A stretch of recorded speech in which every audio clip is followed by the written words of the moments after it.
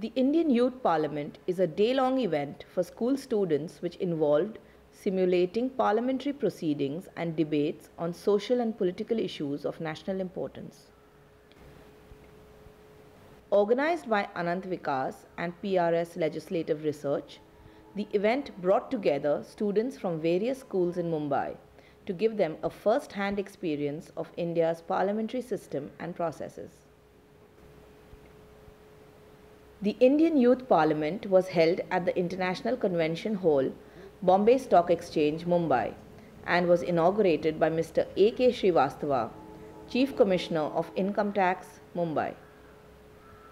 The event was also graced by Mr. Ashish Kumar Chauhan, Managing Director and CEO, Bombay Stock Exchange, Madam Grace Pinto, Managing Director of Ryan Group of Schools, and many educational researchers and educationists from various schools and colleges. The Youth Parliament enacted a day in the Lok Sabha, with each student playing the part of a member of Parliament representing different constituencies across India. Students learned about the functioning of Parliament and also took part in discussing and debating issues of current national importance. The day began with a party meeting where students were divided into 4 parties: ruling, opposition, and 2 regional parties. Students met with their party whips in the morning, who briefed them as to the line their political party will be taking on different issues that will come up during the day. All of you who don't have a party assigned, could I request you to switch over to the opposition, please? We will now begin with the question hour.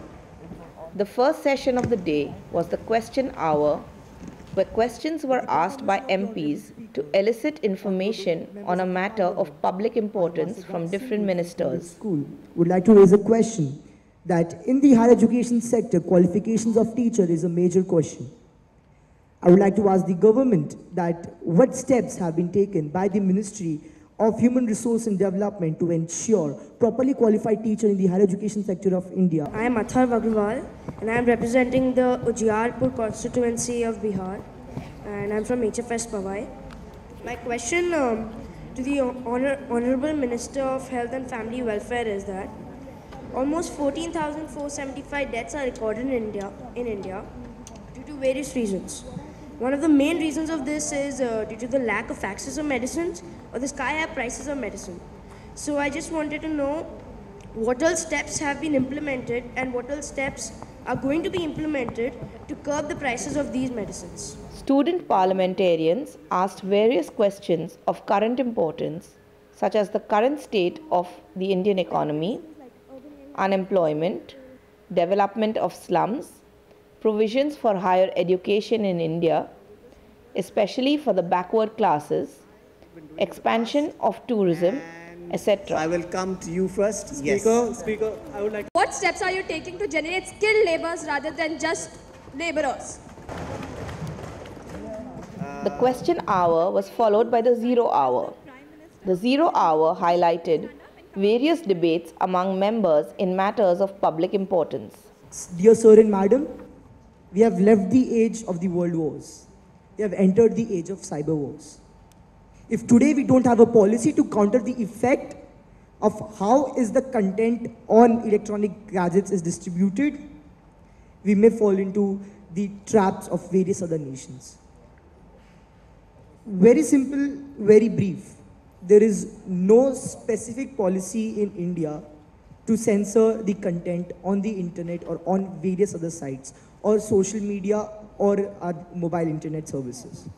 The session featured a series of hot debate. Constituency of Jangipur in West Bengal, and I'm from Jamnabai Narsi School. On the censorship issue, more specifically pertaining to online censorship or internet censorship, we have to recognize that the censorship issue widely overlaps with section 124A, which is to do with sedition or the critique of the government. So by law, bloggers and moderators who earn their living online, they're subject to libel laws and criminal prosecution, not only for what they publish online, but for what other users publish on their domain. This is Shreya Pittar from Cambridge School, and I'm in favor of the motion that censorship of internet content in India should be carried out. The creation of public emotions takes place on the internet via the social networking sites, via creating false informations on the internet. This is a very serious issue which leads to communal rights. The session witnessed varied opinions among the young parliamentarians, where a majority raised their voices for the abolishment of the law. Constituency of West Bengal. I am not in support of the censorship on internet because first of all it's violating our fundamental right. You'll obviously get a lot of conflicting statistics saying porn causes rape, porn prevents rape, but again it's all about intercourse, and I don't see how that should be made the center of a debate that is obviously ranging on, libel, artistic freedom and slander. Thank you. Thank you. Ladies and gentlemen of the House, everyone's a critic. Okay, we are seated in this parliament because we respect the due process laid down by law.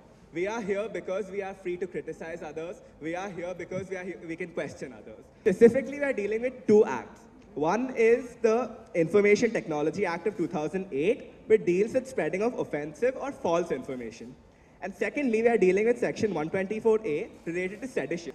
So there's consensus about that censorship does need to exist. But on the question of artistic freedom, now, Information Technology Act 2008 has often been abused because of this, and for this we suggest that the same measures used to seize private property is also used regarding censorship of internet. That is, if there's a warrant is necessary for blocking any website, and this warrant can be taken up in a court of law, challenged in fast-track courts set up to ensure that the right to artistic expression is safeguarded in this country. Shreya will quickly introduce you to the next hour of the Youth Parliament, which is around a legislation, around a law. The lawmaking process was the most prominent activity of the day. Students considered a draft bill, debated on it, and ended the day by voting on it. The student parliamentarians sat to discuss and pass a mock government bill. The sitting members of the House discussed an amendment on Juvenile Justice Bill 2014. Another thing is robbery. Do we really need 10 years for a juvenile who's committed robbery, who's just happened to have the bad luck of bad judgment? Again, open to discussion. And of course, there are a lot of other issues such as adult prisons and psychiatrists who will be able to evaluate the mental capacities of the child. But like I said, that is open to debate, and I hope we will have fruitful debate on this amendment. Thank you. The minister in charge introduced the bill. After the bill was introduced, a general clause-by-clause discussion on the bill took place.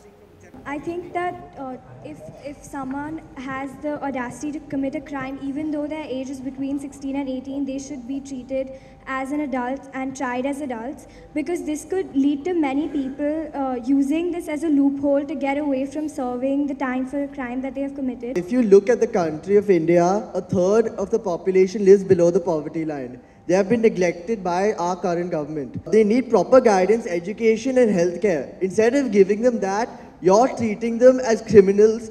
Instead of giving them what they need, which is reform, you're subjecting them to laws which is supposed to be subjected to adults. How can you blame these people for robbing, murder, when they don't know right from wrong? They haven't been educated well enough as all of us in this room. They haven't been given the proper facilities which all of us have been given. And now on top of that, instead of correcting that, you're going to treat them like adults, which is extremely wrong.